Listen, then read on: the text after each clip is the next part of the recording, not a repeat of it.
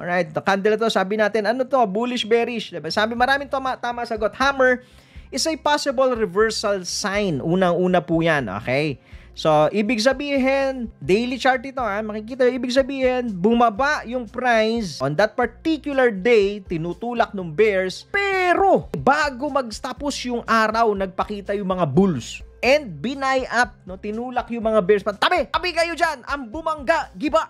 Sabi ng mga bulls. And then eventually, hindi na yung nag-trade yung price below the low of the hammer candle. Then we broke the downward channel. This is the immediate short term. So yan na po yung nakikita natin sa price action. So ngayon, saan tayo papunta? Ang posibleng untugan, sabi sa atin ni Tipay. Ayan, yung green. Nakikita nyo po yung green na yan. Hindi ako may drawing yan. Si PyTips may drawing yan. Yan ang area na posibleng mauntog ang price based sa price action. Alright? We'll probably see some resistance at the 44-45K level.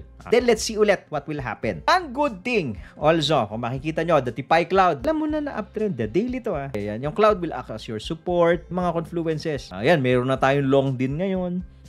Araw na to. So, yung mga nagsuswing, use the daily chart Yung mga nagfu-futures, ako for me better use yung lower time frame, 4 hour pababa. So nag-i-scalp, use 1 hour to 5 minute.